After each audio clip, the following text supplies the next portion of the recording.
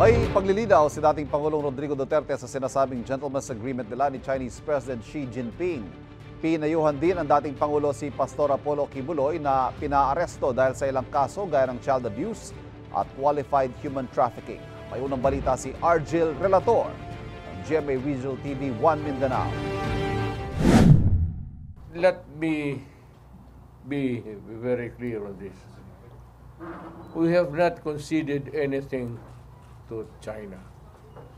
There might have been exchange of control over the China Sea.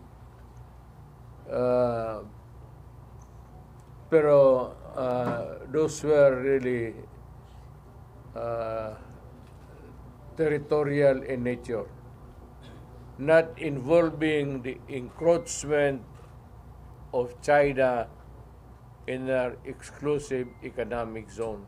Yan ang paglilinaw ni dating Pangulong Rodrigo Duterte kaugnay ng issue gentleman's agreement umano nila ni Chinese President Xi Jinping. Aside from the fact of having a handshake with President Xi Jinping, the only thing I remember was that status quo. That's the word, na walang galawan. No movement, no armed patrols there, as is where is, para walang magkagulo.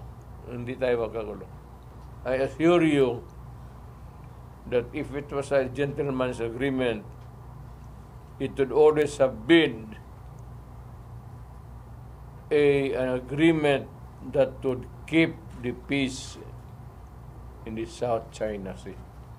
Pag-aaralan at ire-review raw ng dating Pangulo ang mga dating dokumento ng Malacanang ukol sa foreign policy at mga napagkasunduan sa ilalim ng kanyang administrasyon.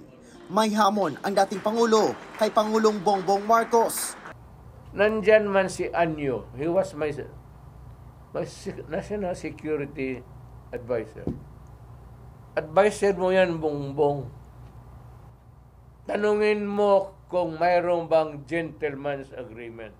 Tinawag na kakilakilabot ni Pangulong Marcos ang umano'y gentleman's agreement ni dating Pangulong Rodrigo Duterte at Chinese President Xi Jinping.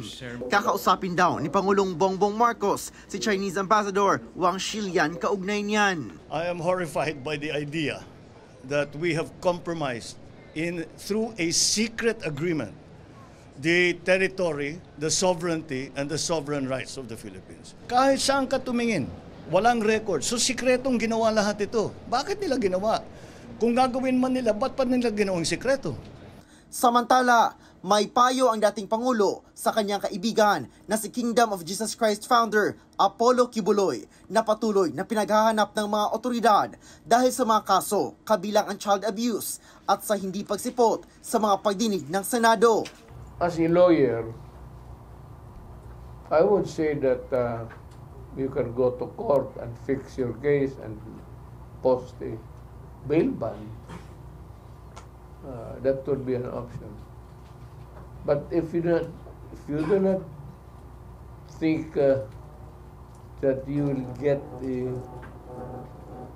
fair deal with this administration, because you have been talking about Marcos and everything, huwag kang lumabas dyan sa Tamayong. Nandyan lang yan sa Tamayong. Ito ang unang balita. Argel Relator ng GMA Regional TV 1 Mindanao para sa GMA Integrated News. Kabilang ang Tamayong Prayer Mountain sa mga lugar sa Davao City na pinuntahan ng mga otoridad ngunit hindi nila nakita roon si Kibuloy. Una nang tiniyak ni Pangulong Marcos na magiging patas ang paghawak sa mga kaso ni Kibuloy. Kaugnay naman sa umano'y gentleman's agreement, sinabi ni National Security Advisor Eduardo Anyo at noy Interior Secretary ni Duterte na walang dokumentong magpapatunay ng sinasabing kasunduan. Kapuso, para laging una ka sa mga balita, bisitahin at mag-subscribe sa GMA Integrated News sa YouTube. Sa mga kapuso abroad, samahan nyo kami sa GMA Pinoy TV at sa www.gmanews.tv.